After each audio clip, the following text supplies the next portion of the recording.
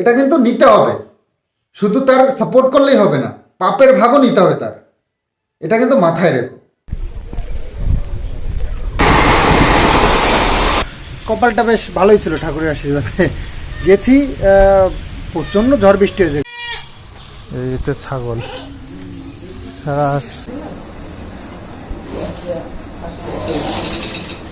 বাবা এই গায়ের মধ্যে ফোট বেড়ে এগুলা দেখছো।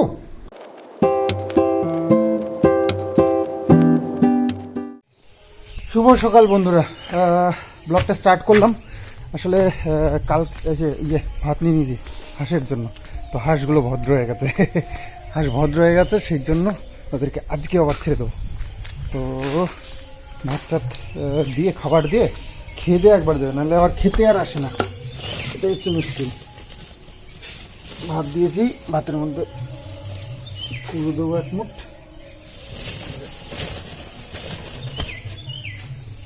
এটা হচ্ছে ওদের খাবার, খেয়ে দিয়ে ওরা ফিল্ডে নেমে পড়বে, সন্ধ্যাবেলা ঘরে ঢুকবে। মাঝখানে একবার ওই পুকুর পাড়ে খাবার দিয়ে আসি, তো খায়। ওই যে আয় আয় আয়, দেখলেই লুকায়, ওই যে ওর তলায় ঢুকেছে।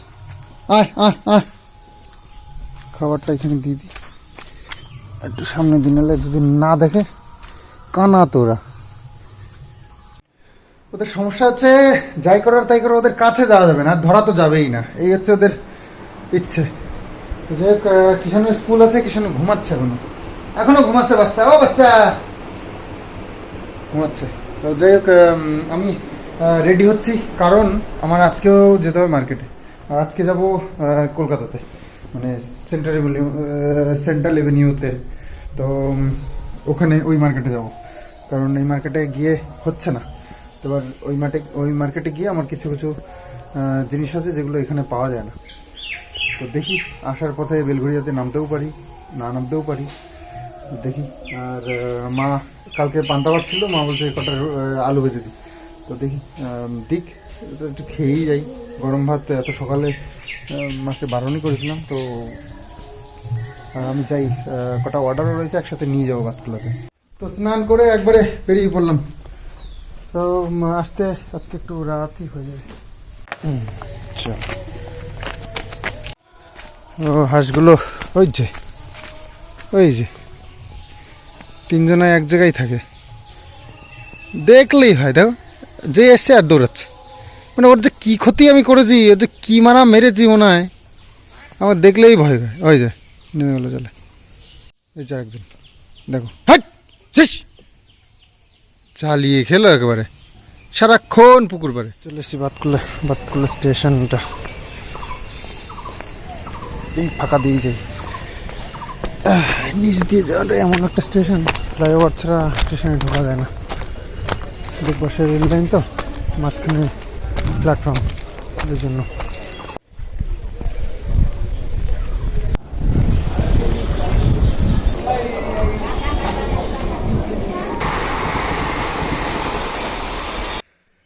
তো বেরিয়ে পড়েছি কলকাতা যাওয়ার উদ্দেশ্যে।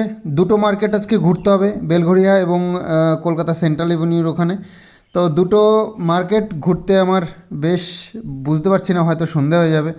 তো বেলঘড়িয়ার কাজ মিটিয়ে চলে এসেছি দমদমে। দমদম থেকে আমি মেট্রো ধরবো, যাব সিধা সেন্ট্রাল এভিনিউ।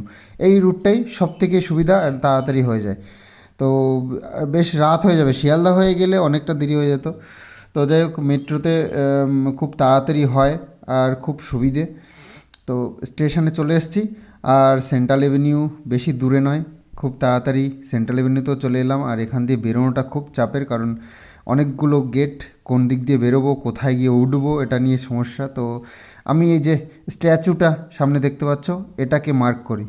আর একবার আগে একদিন এসেছিলাম, একটু মনে আছে, তো আজও কনফার্ম হয়ে গেলাম, এবার আর অসুবিধা হবে না। সেন্ট্রাল এভিনিউ মোড় এটা, এখান থেকে চলে এসছে মার্কেটে।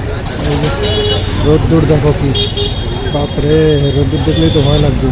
গলি দিয়ে আসলাম, তো এমনটা ঠিক ছিল, এবার রোদ্দুরের মধ্যে দিয়ে হাঁটতে হবে, এটাই কষ্ট। মার্কেটে আসলে হচ্ছে ব্যাপার। এই ঠাটা পড়া রোদ্দুরের মধ্যে খুব ঘোরাঘুরি করলাম মার্কেটে আসলে এটাই সমস্যা রোদ্দুরে। আর যাই হোক, শিয়ালদা আসতে আসতেই দেখছি ট্রেন ঢুকে পড়েছে 5 নম্বর প্ল্যাটফর্মে, 1:15। তো ধরে নিলাম, আর গাড়িতে ওঠার পরপরই দিল ছেড়ে, আর দেখো বৃষ্টি হয়েছে। কপালটা ভালো যে আমাকে মার্কেটে কোনো বৃষ্টির সম্মুখীন হতে হয়নি। তো গাড়িতে ওঠার পরই শুরু হয়ে গেছে বৃষ্টি, বেশ গাড়িটাও ফাঁকা আছে। আর দেখো নৈহাটি ঢুকতে ঢুকতেই প্রচণ্ড জোর বৃষ্টি, প্রচণ্ড। বাড়িতে ফোন করলাম, বাড়িতেও মা বলছে প্রচণ্ড বৃষ্টি হচ্ছে। তো জানি না বাতকুলার থেকে বাড়ি যেতে আমার অবস্থাটা কী হবে। তো ঠাকুরের আশীর্বাদ থাকলে সব ঠিক হয়ে যাবে। বাড়ি আসতে আসতে 4:15-20 নাগাদ আর কি পৌঁছালাম। তো কপালটা বেশ ভালোই ছিল ঠাকুরের আশীর্বাদে। গেছি, প্রচণ্ড ঝড় বৃষ্টি হয়েছে, গাড়িতে দেখতে পেলে প্রচণ্ড ঝড় বৃষ্টি হয়েছে। তো শিয়ালদা থেকে যখনই ট্রেনে উঠেছি, উঠেই এই যে শুরু হয়েছে বৃষ্টি। আর বাতকুলায় নেমেছি, বৃষ্টি কমে গেছে। বাতকুলার থেকে বাড়ি আসলাম, আরামসে বাড়ি আসলাম, এসে তারপরে দেখি আবার এখন রিমঝিম চলছে। তো সেটার জন্যই বলছি কপালটা বেশ ভালোই ছিল। ঝড় বৃষ্টির মধ্যে আমি আজকে আর পড়িনি একদম, এত বৃষ্টি ঝড় হওয়া সত্ত্বেও। তো এখন তো দেখে মনে হচ্ছে নিম্নচাপ টাইপ মতন আর কি। কিন্তু কলকাতায় তো দেখলে তো কেমন তেজ রোদ্দুর। ওই যখন আমি মার্কেটে ঢুকলাম তখন, তো এখান থেকে গিয়ে বেলঘড়িয়াতে ঢুকেছি। বেলঘড়িয়া থেকে যা দরকার ছিল কাজ মিটিয়ে তারপরে গেছি দমদম থেকে মেট্রো ধরে চলে গেছি সেন্ট্রাল এভিনিউ। তো ওখানে মার্কেটে ঢুকলাম, ঢুকে কাজ সেরে চলে এসেছি। তো কাজ মেটেনি সেইভাবে কিছু, তবে একেবারে যে কাজ হয়নি তাও নয়, কিছু কাজ মিটলো, কিছু মিটলো না। তো হয়তো 2-1 দিনের মধ্যে আবার যেতে হবে, এরকমই পরিস্থিতি। তো যাই হোক, এখন তো কলকাতায় একটু যাওয়া, মানে ট্রেন জার্নিটা এসব একটু কম করছি। মানে আগে তো রেগুলার যেতে হতো, একটা কোম্পানির সার্ভিস করতাম। তো এখন তো আর যাওয়া হয় না, তো সেই জন্য একটু খাটনিটা বেশি মনে হয়। তো যখন মনে করি যে তখন তো আমি রেগুলার যেতাম, অসুবিধা কি, তখন মনে জোর চলে আসে, তখন আর সমস্যা হয় না। তো একটু খাটাখাটনি তো করতে হবে। একটা ব্যবসা দাঁড়াত করাতে যে কতটা কষ্টের, কত খাটনি, কতটা পরিশ্রম থাকে ওর মধ্যে, সেটা যারা করেছে তারাই জানে। অনেকে দেখো বাবার বিজনেস, দাদুর বিজনেস, কাকার বিজনেস, সেগুলো রানিং বিজনেস, সেটাকে সামলায়, সেটা অতটাও মানে খাটনি নয়, এত কষ্টের নয়। এই যে বিজনেসটা যে দাঁড় করিয়েছে, যে বাবা কাকা দাদু যে দাঁড় করিয়েছে, সে জানে বিজনেসের মর্মটা কী করে দাঁড় করাতে হয়। তো এখন সেটাই বুঝতে পারছি। অনেক চেষ্টা করেছি, অনেক কিছু করার চেষ্টা করেছি, কোনোটাই তো এখনও সফল হতে পারিনি। তো ঠাকুরের আশীর্বাদে দেখি, এটা তো লেগে আছি। গেল দিন যে ভিডিওটা তোমাদের জন্য পাবলিশ করেছি, তাতে করে তোমাদের এত গুড উইশেস আমি পেয়েছি। তোমরা এত মানে আমাকে স্নেহ করো, ভালোবাসো, এবং আমাকে এত ভালো ভালো যুক্তি দাও, তো ব্যবসায় উন্নতি হওয়ার জন্য আশীর্বাদ করছো। তো সেগুলো দেখে সত্যি আমিও মন থেকে অনেক জোর পাই, অনেক শক্তি পাই, অনেক। তো দেখো এরকম বৃষ্টি হচ্ছে, বাপরে। বাড়িতে এসেছি, শুরু হয়ে গেছে বৃষ্টি। আমাদের পুকুরের জল গেছিলো কমে, তো যখনই বৃষ্টি হয়েছে আজকে, আর প্রচণ্ড বৃষ্টি, মা বললো। তো বললাম কি পুকুরে জল দিতে হবে নাকি? মা বলছে না দিতে হবে না, অনেকটা জল হয়ে গেছে। এই দেখো পাড়ে দেখেছিলে ওই সব নিচের ইয়েটা জেগেছিল, ওটা পুরো ডুবে গেছে। এখন মোটামুটি ডোবা জলের বেশি হয়ে গেছে। আর ওই জমিটাতেও অনেকটা জল জমে গেছে। বাবুর এই যে পাইপ সেট করে দিয়েছে ওই জমি থেকে পুকুরে জল আসার জন্য। ঝড় বৃষ্টি তো ঠিক আছে, কিন্তু এই গাছপালা ভেঙে গেলেই মুশকিল। গাছপালা ভেঙে অনেক ক্ষতি হয়ে যায়। ওটা না হলে বৃষ্টির দিনে বৃষ্টি, ঝড়ের দিনে ঝড়, গরমের দিনে গরম, শীতের দিনে শীত, এটা যদি না পড়ে তাহলেই বা হবে কী করে? দরকার আছে সব কিছু, কিন্তু মানুষের ক্ষতি হয়ে যায় তো চাষবাসে, এটাই মুশকিল।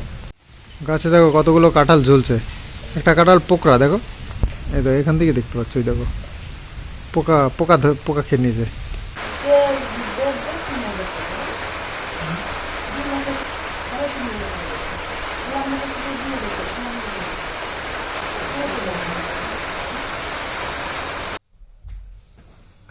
তো কিষাণু গেছে পড়তে, 4টের সময় পড়া থাকে, এসে কিষাণুকে দেখিনি, তো পড়তে পাঠিয়ে দিয়েছিল মা। আর হচ্ছে গিয়ে আনতে যেতে হবে, এখন 6টা বেজে গেছে। দুটো ছাতি নিয়ে যাই, দুটো ছাতি না নিয়ে গেলে আর হবে না, ওনার আবার একটা ছাতি লাগবে ওনারই। তো এখন বেশ একটু শান্ত শান্ত হয়েছে, বৃষ্টিটা একটু কমেছে। যাই দেখি, সন্ধেও হয়ে গেল, জল উঠছে দেখেছো, তার মানে ওই জমির থেকে জল বেশ ভালোই নামছে।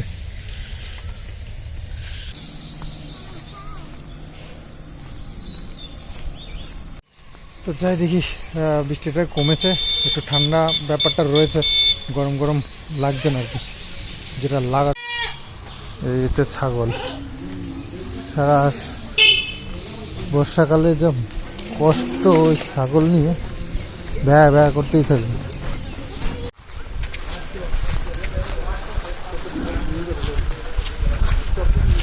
ছাতি ধরবে না বিস্কুট খাবে না হাঁটবে, কিছুই বুঝতে পারছে না।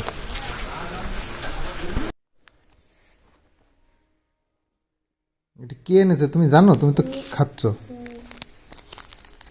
তাহলে একটু থ্যাংক ইউ তো বললে না তাকে। কাকে থ্যাংক ইউ বললে? কাকে? কি কি? আচ্ছা, আমি একটা কমেন্টস পেলাম, সেখানে একজন মানে কতটা কনফিডেন্সের সঙ্গে বলছে যে আমাকে নিয়ে নাকি কেউ কোনো নেগেটিভ ভিডিও করে না। কে করে তোকে নিয়ে? হ্যাঁ মানে এদের যে কি বলা প্রয়োজন সেই ভাষাটাই আমার জানা নেই। মানে চাটাচাটির একটা লিমিট থাকা উচিত। এত চাটাচাটি কেন? এই পরকীয়ারত মহিলাদের মধ্যে কি আছে তোর? তোর কি পাওনা আছে বা কি ভালো লাগে তোদের? এত চাটিস কিসের জন্য? অন্যদের ভালোটাও দেখতে পারিস না এদের জন্য।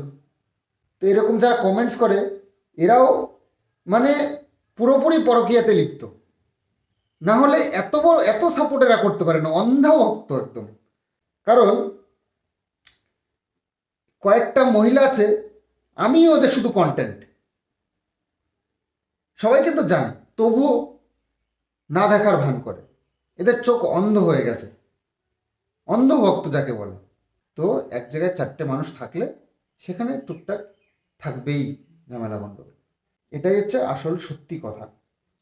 তো ফালতু কাউকে এত ভালোবেসে পেলো না যে অন্ধ হয়ে যাও, অন্ধ ভক্ত হয়ে যাও।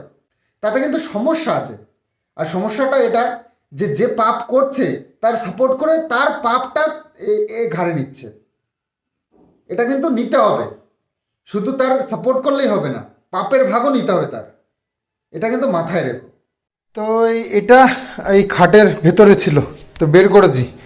আসলে এসির সার্ভিসিং হবে এটা দিয়ে এসির মানে এত এসির ইয়েতে নোংরা পড়ে না এসির ভেতরে, তো সেটাকে এটা দিয়ে পরিষ্কার করবো ভাবছি।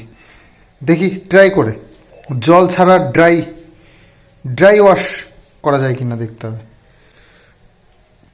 ভাইরা এসেছিল, বক্সটায় এটা গান টান চলেছিল, এমনিতে চালানো হয় না, তো একটু চার্জ শেষে চার্জ দিয়ে রাখি।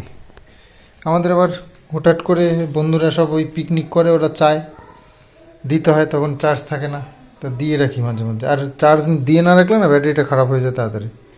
এর আগে বেশ কিছু টাকা পয়সা খরচা হলো, এর অডিও বোর্ড খারাপ হয়ে গেছিলো বন্ধ থাকতে থাকতে, ড্যাম পরে মনে খারাপ হয়ে গেছিলো। তো এটা নামিয়েছি, দেখি কালকে ট্রাই করব। এসি সার্ভিসিংয়ে আসে, ওই ভেতরের যে এসির ইয়েটা ওটা জল দিয়ে স্পিডে জল দিয়ে ওটার নোংরাগুলো পরিষ্কার করে দেয়, 600 টাকা করে নেয়। বলে বাইরে ভেতরে দুটো মেশিনই পরিষ্কার করবো, বাইরেটা কী করে জানো, বডিটা শুধু জল ন্যাকড়া দিয়ে মুছে দেয়, ব্যাস হয়ে গেল, আর কিছুই তো করা লাগে না। ভেতরেরটা একটু ওই জল টল দিয়ে ওই করতে হয়, এতে 600 টাকা। ভাবো, আমার তো মনে হয় ওই মেশিনের দাম, আমার মনে হয় কি ওই মেশিনের দাম আড়াই থেকে 3,000 টাকা। ওই একটা কিনে নিলে 1 বছরের দাম উঠে যায়, বছরে দুবার তিনবার তো ওয়াশ করতে হয়, তাতেই তো 1,500 টাকা উঠেই গেল। 1,500 টাকা 318 1,800 টাকা, তো দাম এরা বাকি থাকলো কি? কি অবস্থা বলো দেখি। মোটামুটি 3,000 টাকার জিনিস নিয়ে এসে 600 টাকা বিল এক জায়গায় একটাই। তারপরে তো দিনের পর দিন চলছে। কি চালাকি বুদ্ধি। তা আমরা ড্রাই ওয়াশ করবো ভাবছি এটা দিয়ে। দেখি তো সেটার হাল দেখবো না থাক, হাল বেহাল আছে সেটা আমি জানি খুব ভালো করে। তো এখানে এনে রাখলাম, কালকে সাফ সাফাই হবে এটার।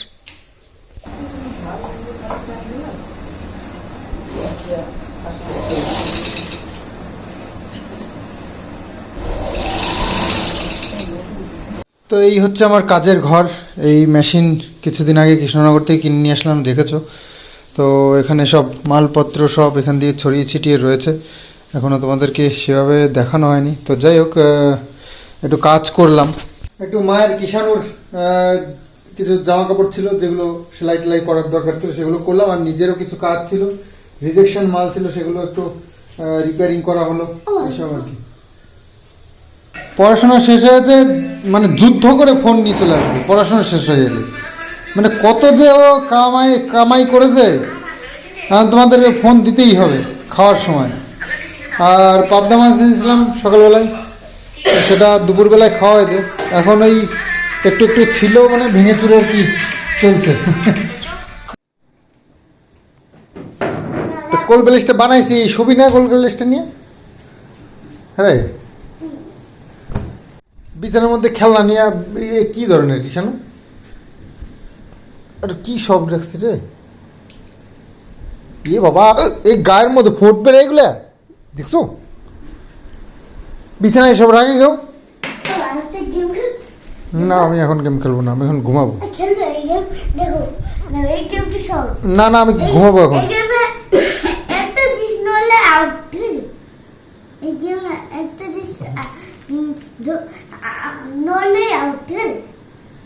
না রাত্রিবেলা ঘুমানোর টাইম, এখন খেলার টাইম না, ঠিক আছে রাখো।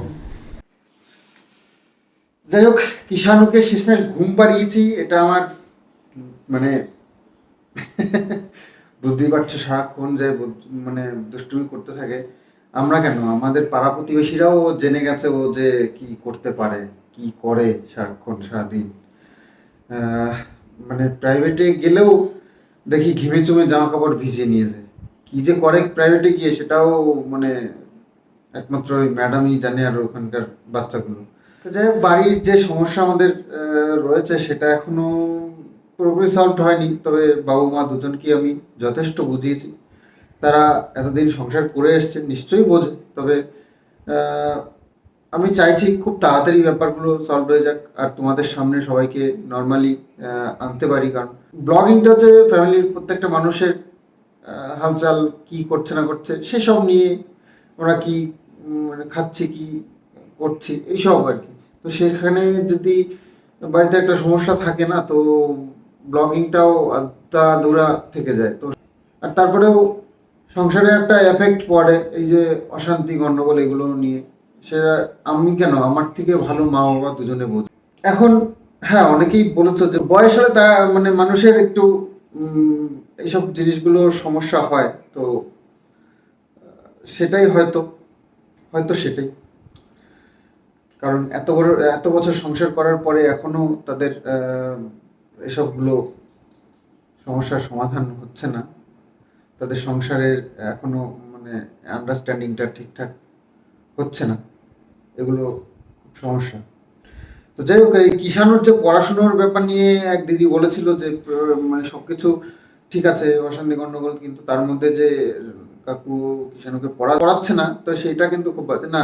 তো বাবু যে কিষাণুকে পড়ায় না, এটা ভুল কথা। বাবু কন্টিনিউ পড়ায়।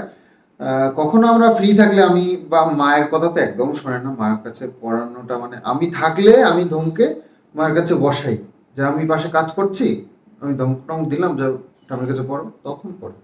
তাছাড়া মার কাছে একদম পড়ে না। আর আমি নিয়ে বসি মাঝে মধ্যে যখন ফ্রি থাকি। তাছাড়া বাবুই পড়ায়, তো এখনো তাই। তবে বাবু ঘরের থেকে খুব একটা বেরোতে চায় না, ওই ঘরের মধ্যেই থাকে। তো ওকে বাবুর ঘরে পাঠিয়ে দিই, তো ওখানে বসে পড়ে, বাবুর খাটে বসে। দেখো, এসব ঝামেলা গন্ডগোল বেশি দিন টানা তো ঠিক নয়। অবশ্যই তারা অনেক এক্সপিরিয়েন্স আমার থেকেও, তো তারা খুব ভালো বোঝে। তো হয়তো আঘাতটা একটু বেশিই লেগেছে এবার, তো সেই কারণে একটু টাইমটাও বেশি লাগছে। তবে আমার ব্যবসারও একটু ক্ষতি হচ্ছে, বাবুর অনেক হেল্প প্রয়োজন পড়ে। তো করছে, যেটুকু করছি বলছি সেটুকু করছে, কিন্তু নিজের থেকে যেটা করতো সেটা আহ, একটা মন ম্যাচ খারাপ করে বসে থাকলে তো একটু কাজের ক্ষতি হবেই, তাই না?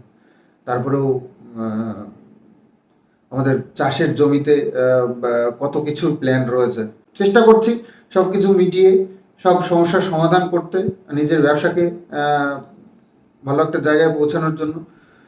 তো ব্যবসা, হ্যাঁ, সবাই খুব খুব আশীর্বাদ করেছো, অনেক অনেক আশীর্বাদ করেছো, তারা অনেক ভালো ভালো কমেন্টস করেছো, যেটাতে আমার অনেকটা আমি এগিয়ে যাওয়ার সাহস পাচ্ছি। তো ধৈর্য, হ্যাঁ, ধৈর্য তো রাখতেই হবে ব্যবসায়। একটা নতুন ব্যবসা দাঁড় করানো চারটেখানি কথা না, সেখানে ধৈর্যের প্রচুর প্রয়োজন, যেটা তোমাদের আহ, এই কমেন্টসের জোরে আমি অনেকটা হেল্প হচ্ছে আমার। তো দেখি এভাবেই এগিয়ে যাই আস্তে আস্তে করে। হয়তো একবারে তো গাছের মাথায় ওঠা যায় না, আস্তে আস্তে উঠবো। তো চলো ভিডিওটা এখানে এন্ড করছি। আগামী দিনে আসছি আবার নতুন আরেকটু ব্লগ নিয়ে। Bye bye.